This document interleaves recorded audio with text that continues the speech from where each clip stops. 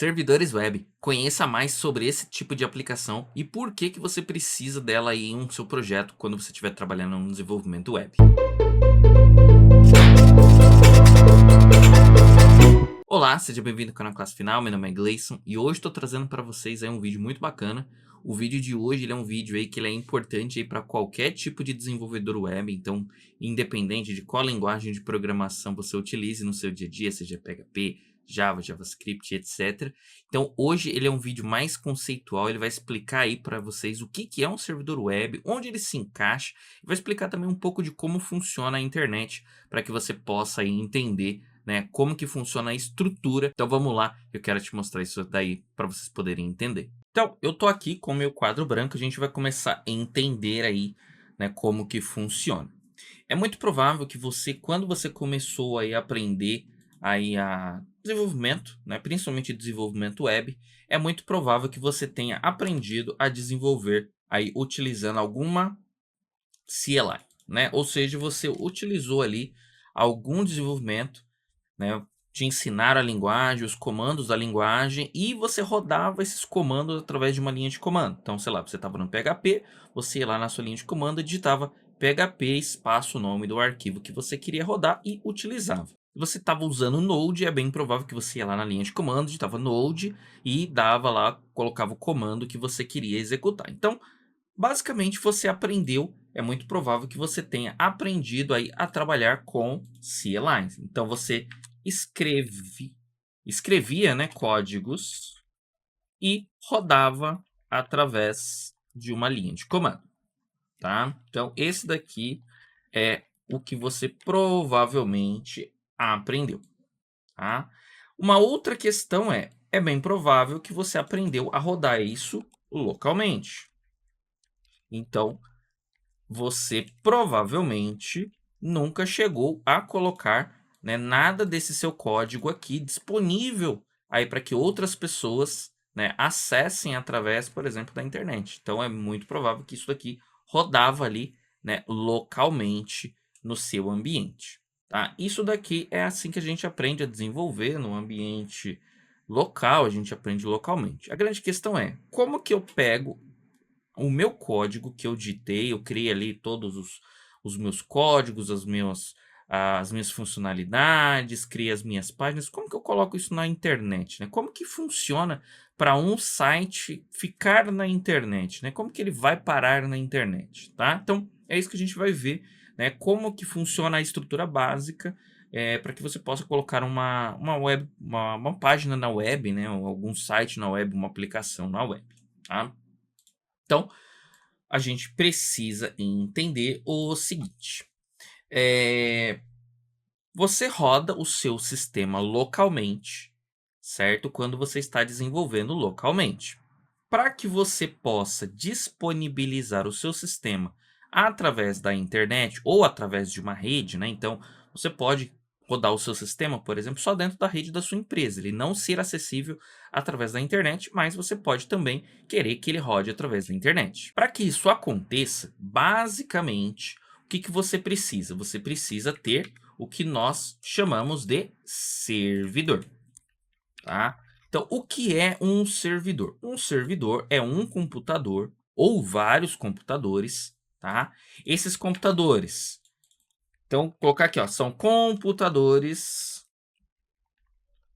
e esses computadores, eles ficam ligados aí geralmente o dia todo, 24 horas por dia. Então, vou colocar aqui, ligados 24 horas por dia, 365 dias no ano. Então, isso é o que a gente chama de servidor. Então, um servidor nada mais é do que um computador ali muito parecido com o seu. Vai ter processador, vai ter memória, vai ter espaço em disco. Você vai rodar a sua aplicação dentro desse servidor e esse servidor ele vai ficar exposto, né, aí na rede que você quer. Então ele vai ficar exposto na rede, certo? E se você, obviamente, quiser que ele fique na internet, você vai colocar que ele vai ficar exposto na internet, tá? Basicamente é isso. Você pode pegar o seu próprio computador pessoal e utilizar ele como servidor do seu site? Pode, é totalmente possível. Basta que você conecte o seu deixa ali o seu computador ligado 24 horas por dia, consumindo energia e tudo mais, e você utilize ali, né? Você compartilhe ali o IP dele. Então, basicamente, o que é isso? Todo dispositivo conectado numa rede, ele possui um IP. Esse IP, ele é o endereço do seu dispositivo. Então, se você está ali com um celular conectado no Wi-Fi, você está com o seu computador conectado na internet, por exemplo, ele possui um IP, né? Então, para que você possa disponibilizar, para que ele possa ser acessado, o seu IP precisa estar disponível. Então, por exemplo, se você está dentro de uma empresa, então está o seu computador, ele está aqui, ó. Então, eu vou desenhar aqui. Esse daqui é o seu servidor, né, o seu computador. E ele está junto de outros computadores da empresa. Então, vou colocar aqui PC1 e vou colocar aqui o PC2. Então, basicamente, para que você consiga fazer com que o PC1 se comunique com o servidor e o PC2 se comuniquem com o servidor, eles precisam conhecer o IP. Então, vamos supor que o IP do servidor seja esse daqui, ó. Então, vou colocar aqui que o servidor é 192.168.1.10, por exemplo. Para que esses computadores consigam acessar o seu servidor, é necessário que eles conheçam aqui o IP do servidor e que eles tenham acesso, né? Ou seja, que a rede que você está configurada, ela tenha aí a permissão de acesso. Então, quando a gente configura redes de computadores, é possível você falar o seguinte, olha, de determinado IP até determinado IP é uma rede. De determinado IP até outro determinado IP é uma rede totalmente diferente e elas não se enxergam, elas não conseguem se comunicar. Ou então, para que elas consigam se comunicar, é necessário ter um roteador. Então, basicamente, é assim que funciona. Na sua casa, provavelmente, você tem lá o modem da sua operadora. Dentro da sua residência, você tem uma rede, tem todos os dispositivos da sua casa. Tem ali seu notebook, tem ali seu celular, tem ali sua TV, tem ali, enfim, o seu tablet. E na internet é uma outra rede. Quem é que faz essa comunicação, né, essa troca de informações? Ou seja, quando eu mando as informações para a internet, elas vão passar por onde? Pelo meu roteador. Quando eu recebo essas informações da internet, elas chegam no roteador e o roteador vai passar isso para a gente. Então, basicamente, esse é o trabalho do roteador.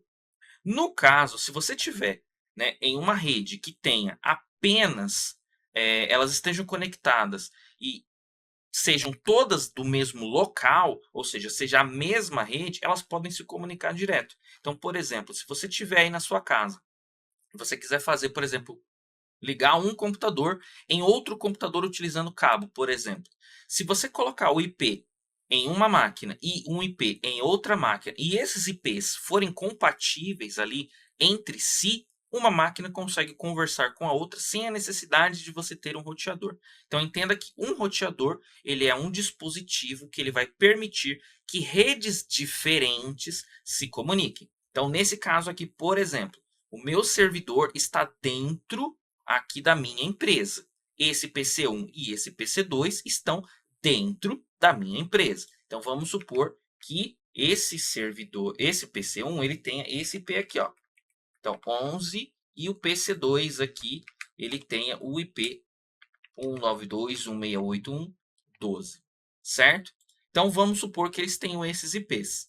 Se esses IPs estiverem bem configurados, se eles estiverem com as devidas máscaras de subrede, aqui não é uma aula sobre redes de computador, né? Então se você tem curiosidade em entender isso como funciona por baixo dos panos, você vai precisar estudar redes de computadores. Mas aqui basicamente é, se esses IPs aqui forem compatíveis entre si, ou seja, se eles puderem ser, se o IP da máquina do PC1 e o da máquina PC2 puderem, seguindo as regras de rede, ver o servidor, eles podem se comunicar diretamente. Então, essa informação pode vir daqui do servidor para o PC1, do servidor para o PC2 e vice-versa.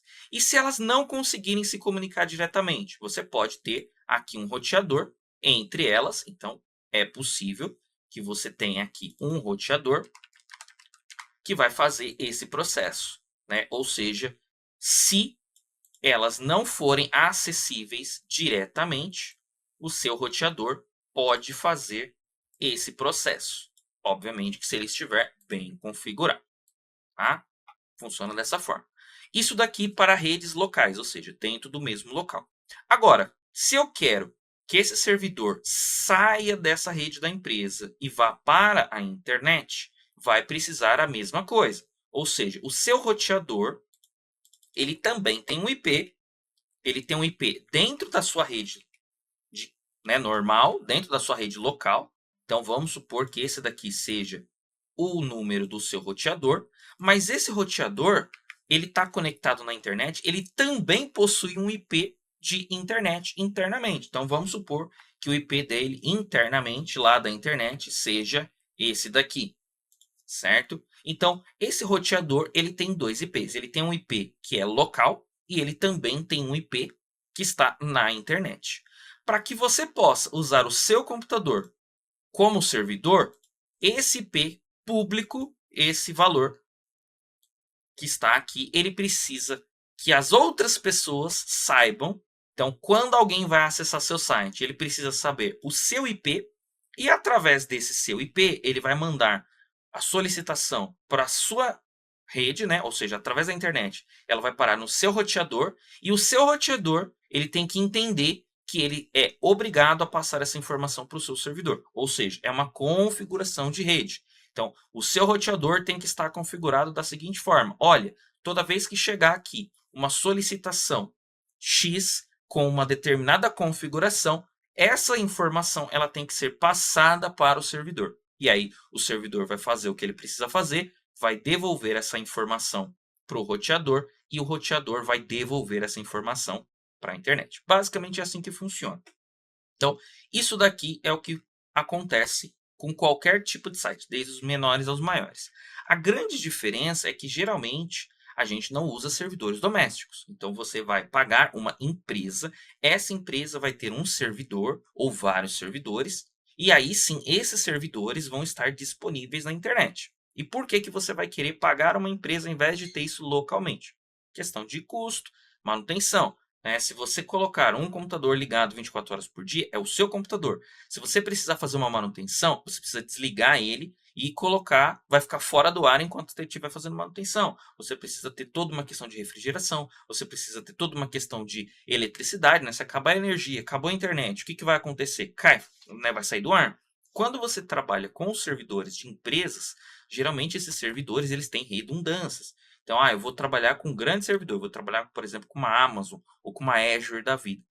Esses servidores, se cair a internet, por exemplo, de um link, eles têm outros. Se cair a energia, eles têm outros fornecedores de energia, eles têm geradores de energia. Se eles precisarem fazer manutenção no seu servidor, dependendo do tipo de servidor, ele simplesmente faz a manutenção e não desliga, não precisa desligar. Tem troca ali de peças que a gente chama de hot swap. Eu posso simplesmente tirar uma peça, trocar por outra. Ou seja, esses servidores que a gente costuma pagar, eles têm uma... A gente está simplesmente passando essa responsabilidade para eles. Porém, nada impede que você tenha seu próprio servidor, tá? Então, uma vez que você tenha entendido isso, agora a gente vai para o próximo item.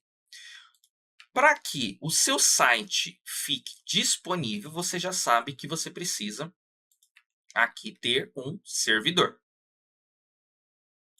Até aí, perfeito. Porém, esse seu servidor, para o seu site ficar disponível, ele precisa ter um servidor web. Então, esse servidor de cima, a gente está falando ainda de hardware. Ou seja, estamos falando de um PC de verdade. Esse servidor de baixo, ele é um software, tá? Então, o que vai fazer esse servidor aqui de baixo? Que é o seu servidor web. Então, esse servidor de baixo, ele vai receber, ele é um software, na verdade, né?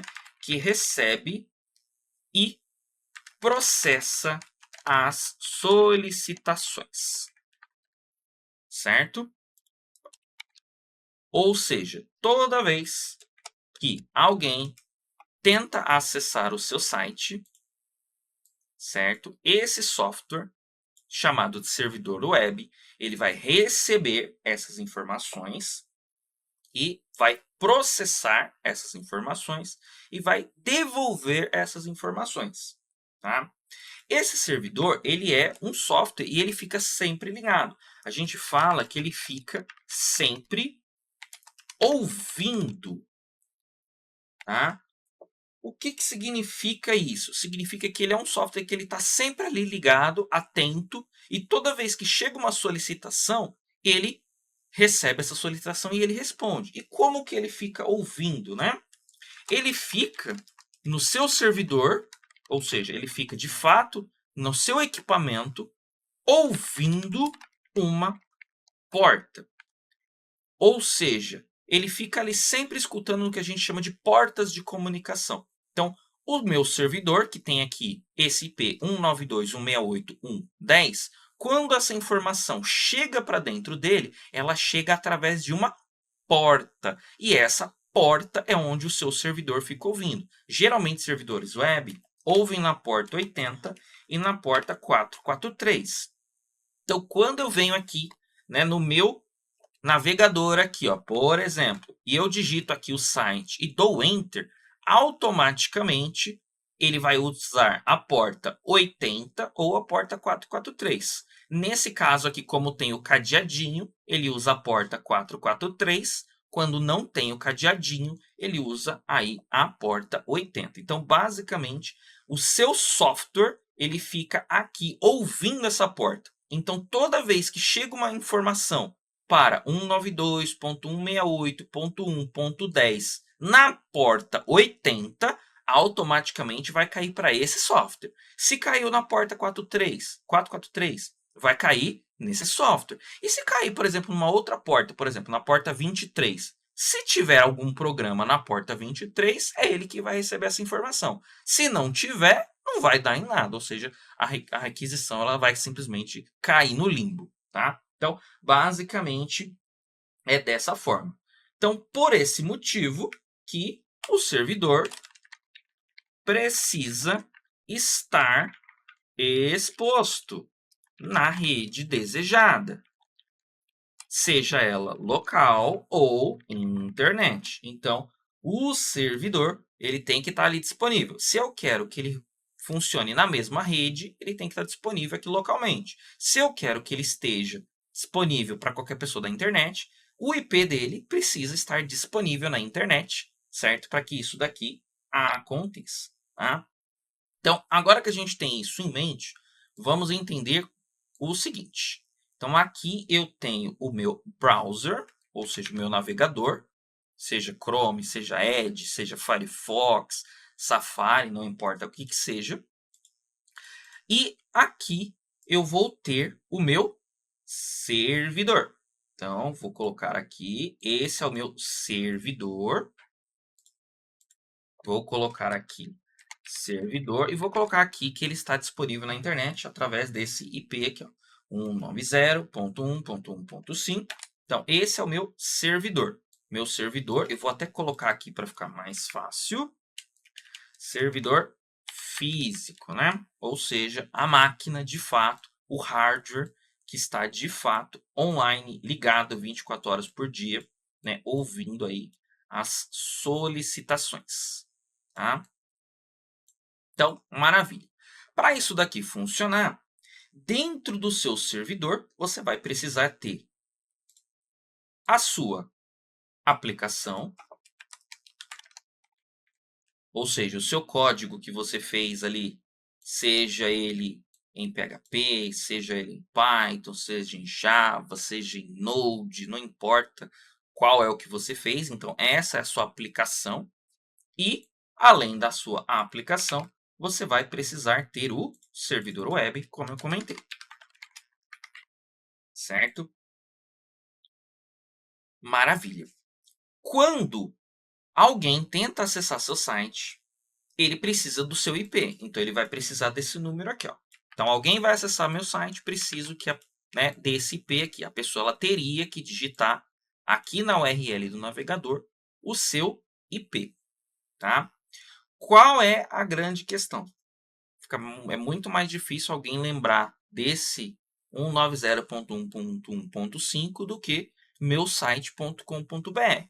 Mas poderia ser dessa forma, tá?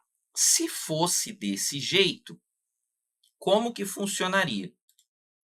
O navegador, ele vai pedir a informação diretamente para o seu servidor web, certo? Ele vai solicitar aqui, eu vou até colocar aqui a porta 80 para ficar explícito. Então, porta a gente geralmente coloca dessa forma, né? 2 pontos e a porta. Então, eu tenho aqui o meu servidor que está na porta 80.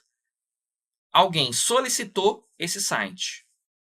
Esse site já é o IP, então automaticamente o meu navegador vai pedir para esse IP aqui, vai falar, ó, IP, me passa essas informações aí.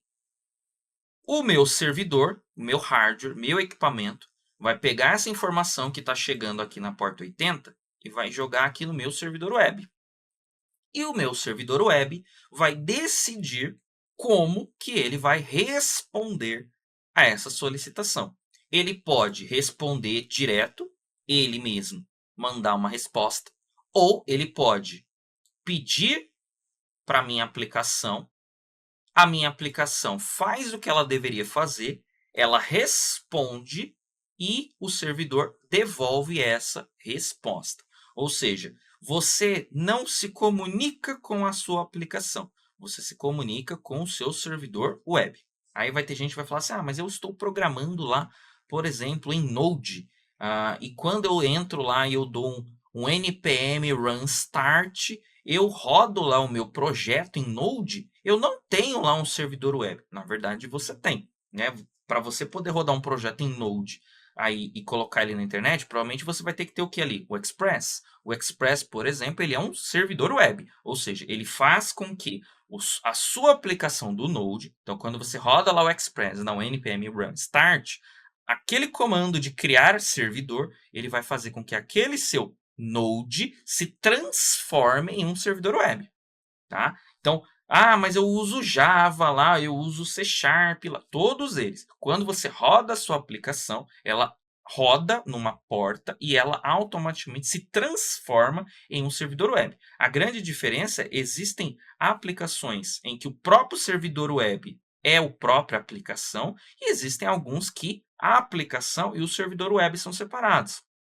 Em geral, o PHP, por exemplo, ele pode ser tanto servidor web, quanto ele pode ser só aplicação. Então, eu posso rodar o meu PHP de uma forma que ele funcione como servidor web, a requisição chega nele e automaticamente ele já resolve, ou eu posso ter a requisição chegando no servidor web e o servidor web se comunicando com o meu PHP. Tá? Então, são formas diferentes. Agora, a grande questão aqui é que usar esse nome não é muito intuitivo. A gente está acostumado a fazer de que forma? Meusite.com. A gente está acostumado desse jeito. Porém, desse jeito aqui, tem uma questão. Como que isso daqui se traduz num servidor aqui, num IP? Né? É aí onde entra um outro servicinho no meio, que nós chamamos de DNS. Para quem já teve que configurar algum roteador, alguma coisa aí, ou se você ir lá nas configurações do Wi-Fi do seu celular e você for lá no avançado, você vai ver que vai ter um lugar lá que vai ter as configurações do DNS. O que é o DNS? O DNS basicamente é um servidor também que ele guarda o IP e guarda o nome. Então, toda vez que alguém acessa meusite.com, ele pergunta para o DNS, fala assim, DNS, qual é o IP de meusite.com? Aí o DNS vai falar para ele, olha, o IP de meusite.com é tal. Aí sim, essa informação ela vai ali para o seu servidor. Ou seja, quando você trabalha com nomes, você precisa ter um servidor de DNS. Novamente, se você for colocar seu site online, quando você contrata ali a sua hospedagem ou seu servidor, você vai provavelmente eles vão te passar um IP que vai ser do seu servidor e eles também vão te passar um DNS, né? Ou então você vai ter que configurar. Se você tiver com uma hospedagem mais simples, né, sites menores, tá? Vou trabalhar, por exemplo, ali com uma hospedagem brasileira, uma empresa brasileira ali. Vou trabalhar com a Wallhost, por exemplo, local web. Então, se você for aqui na local web hoje, então vou colocar aqui na local web e você vier aqui e você falar assim, olha, eu quero fazer o seguinte, eu quero hospedagem de site aqui, ó. Então, o que que você está fazendo quando você contrata? Você está contratando um servidor, esse servidor vai ter um IP e esse IP vai estar disponível para você. Nesse caso aqui, quando você contrata, ao invés da local web ela te passar esse número, ela provavelmente já vai te passar o DNS dela. Ela vai falar assim, olha, ao invés de você colocar esse IP, porque esse IP de repente eles podem mudar por qualquer motivo, eles já te passam o DNS. Então você simplesmente acessa aí do DNS. Aí você fala, tá, mas como que meu site chega no valor que eles vão me passar? Quando você compra o nome do site, você especifica lá esse nome. Ele vai para qual IP ou ele vai para qual DNS? Então é assim, você compra o nome do site a gente chama de domínio. Então hoje no Brasil, por exemplo, você compra os domínios em registro BR, tá? Aqui é o órgão do governo que faz de fato a venda dos domínios. Claro, você pode comprar aqui de dentro da local web. O que a local web vai fazer é você vai comprar aqui e a local web vai comprar aqui no registro BR. Então você pode comprar direto no registro BR se você quiser, ou você pode comprar através de um terceiro. Então, basicamente, quando você compra um domínio, meusite.com.br, no caso, registro BR são só para sites.com.br, mas se você for comprar um domínio.com, vai ser a mesma coisa. Quando você compra o site, você vai ter que especificar esse site, qual é o IP que ele aponta ou qual é o DNS que ele aponta. Então, você configura. Então, quando a pessoa acessa meu site, ele vai automaticamente ser redirecionado para o que você configurou. Se você configurou um IP de um servidor, ele vai para o IP do servidor. Se você configurou para um DNS, ele vai passar para o DNS e vai lá para o servidor. Então, basicamente é assim que funciona. E por que que você também iria querer fazer dessa forma? Eu posso ter mais de um servidor. Então pensa, você acha que o Google tem um servidor só? Ele tem um único servidor com um único IP? Não, ele tem vários servidores. Cada servidor tem um IP próprio. Então, para você acessar, é mais fácil você acessar google.com do que você saber o IP de um servidor do Google para acessar. Então, aí onde o DNS também faz isso. Ele fala, olha, esse mesmo endereço ele pode estar ligado no IP1, no IP2, no IP3, no IP4 e assim por diante. Então, existe toda uma questão de infraestrutura de rede que você vai ter que estudar, de cloud, de nuvem, para que você possa entender isso. Mas, basicamente se você quiser começar do básico, eu quero colocar meu site hoje. Você compra aqui o domínio, compra aqui a hospedagem, eles automaticamente vão te passar aqui o IP que você vai ter que colocar aqui no registro BR, ou eles vão te passar o DNS, você vai fazer isso. Automaticamente você vai ter um servidor web onde você vai poder rodar a sua aplicação. Tá? Então, maravilha. Agora, esse servidor web, como que ele funciona? Quando eu digito meusite.com, automaticamente o que ele faz ele vai lá nas pastas do seu site, procura um arquivo chamado geralmente de index.html. Tá? Então, quando eu coloco meu site, ele procura o index.html. Então, o que, que acontece por baixo dos panos? Quando essa informação chega no servidor, ele vai lá nas pastas e procura se tem um index HTML. Se ele achou esse index HTML, ele vai ler esse index HTML e vai devolver aqui para o seu navegador. Então, é assim que funciona. A mesma coisa vale, por exemplo, imagina que eu tenho meu site.com/images/logo.png. Certo? Então, imagina esse cenário aqui, onde eu tenho essa solicitação. Então, o meu navegador ele está pedindo aqui uma imagem. Certo? Então, maravilha. O que acontece quando eu solicito essa imagem? Ela chega no servidor web, o servidor web vai olhar aqui nas pastas, ele fala assim, opa, tem uma pasta com o nome de images, certo? Então, eu vou colocar aqui, eu vou criar uma pasta images aqui, ó. tem uma pasta images. Dentro dessa pasta images, tem um logo.png, certo? É isso que ele vai fazer. Se tiver o logo, ele vai ler o logo e essa informação vai voltar aqui, né, do servidor. Então, basicamente, vai funcionar dessa forma, tá? Isso é o padrão. Então, o padrão do servidor web é: eu peço o nome do arquivo.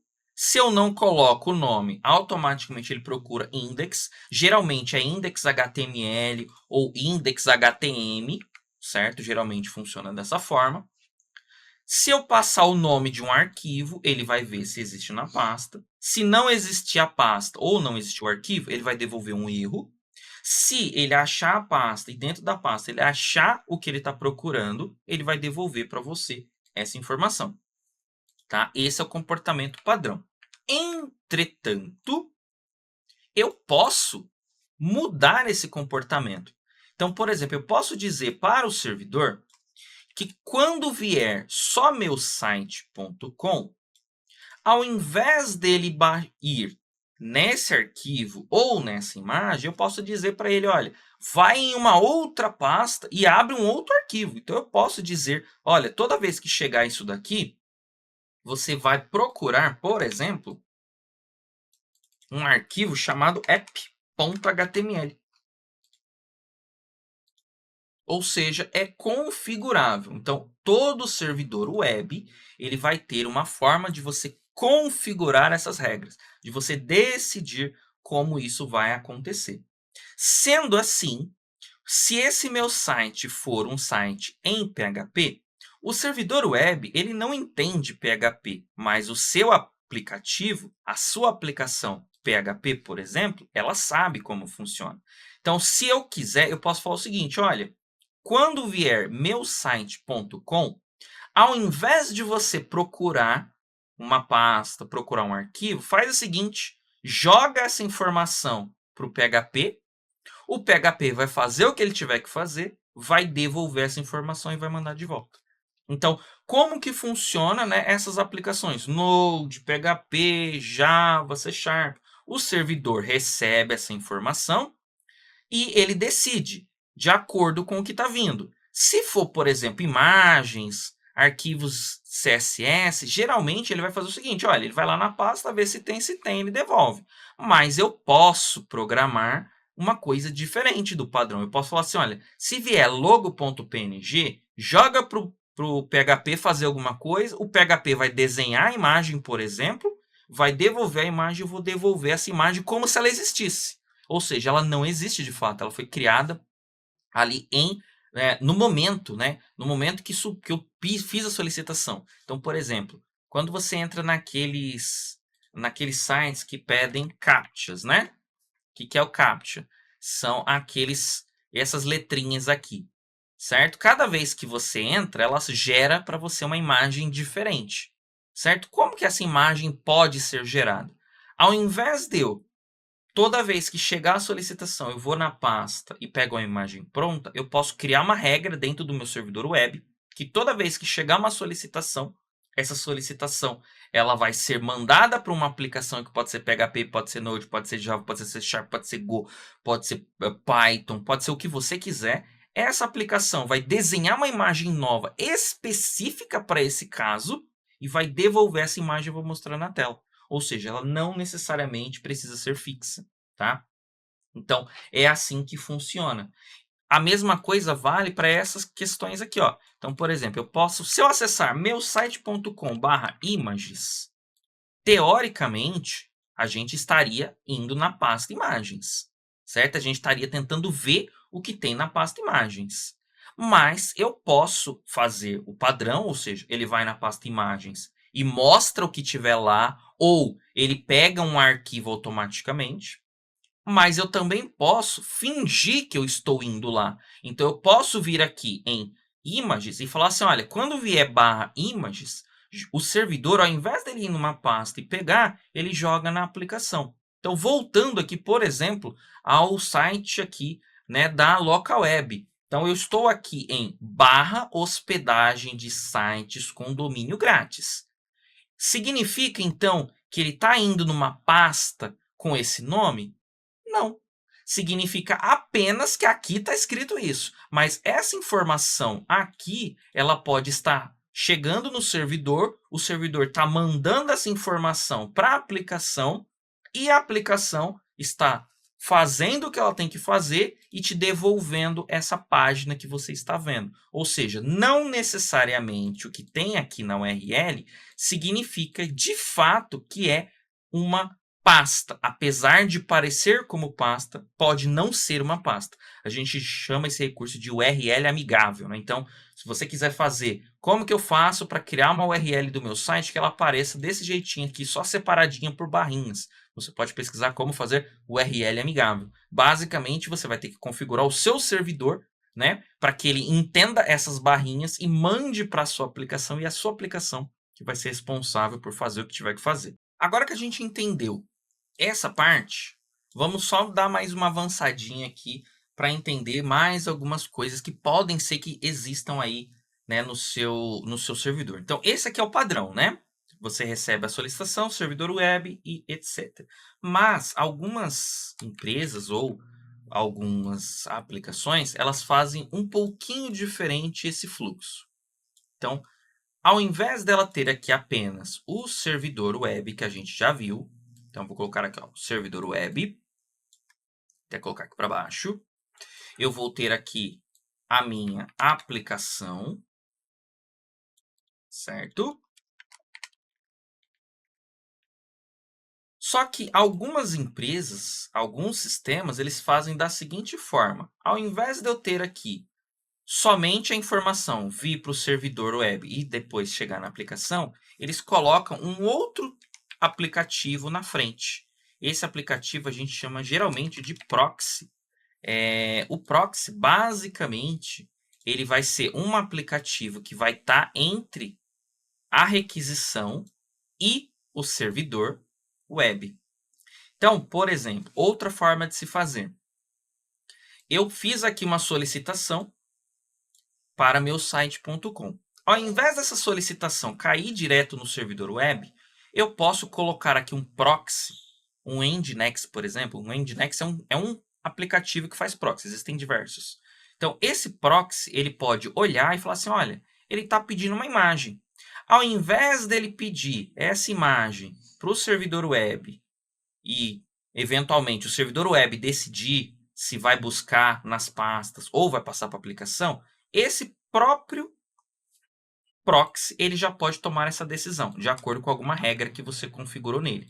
Então, por exemplo, eu tenho aqui arquivos. Ele pode simplesmente pegar essa informação e buscar direto nos arquivos. Alguns proxies, não são todos, porque existem diversos tipos de proxy que fazem isso.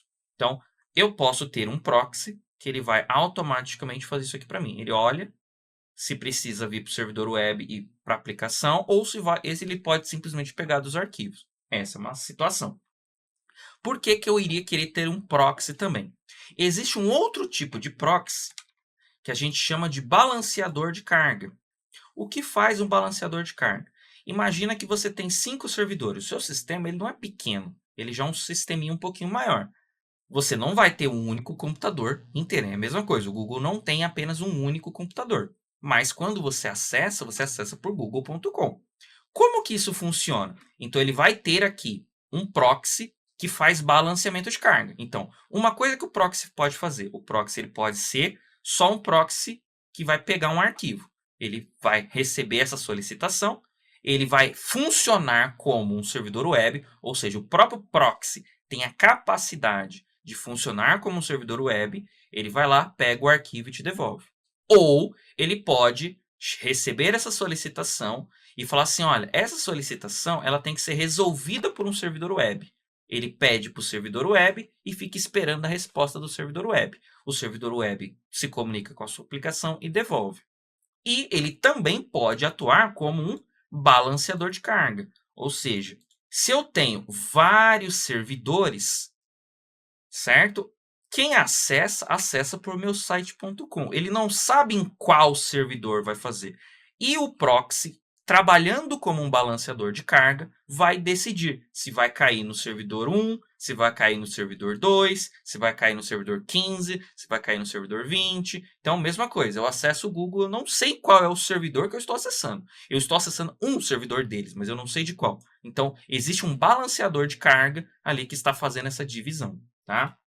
E uma outra forma também de você utilizar o proxy é o seguinte. Deixa eu só copiar aqui. O proxy, ele também pode, dependendo do tipo de proxy, porque existem vários, o proxy ele também consegue, alguns, se comunicar diretamente com a minha aplicação. Ou seja, o proxy ele pode fazer funcionar como um servidor web, recebendo e devolvendo só arquivos ou se comunicando direto com a minha aplicação, depende do tipo de proxy. Ele pode funcionar aqui como um balanceador de carga, ele pode funcionar aqui, né, na frente de um servidor web. Então, tudo isso são formas diferentes que você pode configurar. Em geral, servidores grandes, eu vou montar uma infraestrutura igual a do Google. Ele vai ter ali vários, né, vai ter um proxy que vai ser o balanceador de carga, né? Esse balanceador de carga vai decidir. Aqui dentro você consegue colocar regra. Qual deles eu vou usar? Vou usar aquele que está mais livre, aquele que está menos usado, mais usado? Eu posso criar, por exemplo, regra no balanceador de carga por IP. Olha, se o IP for, por exemplo, do Brasil, cai no servidor Brasil. Se o IP for da Finlândia, cai no servidor da Finlândia, por exemplo. Então, é uma forma de se fazer. Pensa, aplicações que são globais, mundiais, o YouTube, por exemplo, não faz sentido ele te jogar no servidor da Alemanha se você está no Brasil. É mais fácil ele te jogar no servidor Brasil, que está aqui em São Paulo. Né? É muito mais rápido, vai ser muito mais próximo, a latência vai ser muito menor. Então, esse proxy que fica na frente aqui, ele pode funcionar somente como um proxy, né, para um servidor web, ou seja, ele fica na frente de um servidor web, ele pode funcionar como um servidor web, ele pode funcionar aqui, né, como um balanceador de carga, e existem outros tipos de proxy. Então, tudo vai depender do tipo de proxy. Mas, basicamente, a comunicação ela sempre vai ser assim. Então, se eu tiver um proxy na frente, o proxy que vai estar exposto na internet, né, então, o IP dele que vai estar na internet, e aí é uma forma, inclusive, de você esconder seus IPs dos seus servidores. Né? Então, quem acessa, ele sabe o IP do proxy, ele não sabe o IP interno da sua aplicação. Por quê? Porque o proxy está na frente do seu servidor web ou ele está na frente da sua aplicação. E se você utiliza um servidor web, a mesma coisa. O que está visível é o seu servidor web, não necessariamente a sua aplicação. Claro que isso vai depender do tipo. Né? Se eu estou rodando aqui um projeto em Node, basicamente o meu servidor web e a minha aplicação vão ser uma coisa só. Né? Geralmente, se você roda ali uma aplicação Node, geralmente eles são só. Então, de fato, né, o IP do meu servidor web é o IP da minha aplicação. Mas eu posso ter aqui uma outra camada adicional. E aí existem outras camadas que você pode adicionar. Pode adicionar camadas aqui de firewall, que vai definir regras de quem pode ou não pode acessar. Você pode e vai te proteger, por exemplo, de ataques através da internet, né, ataques de negação de serviço.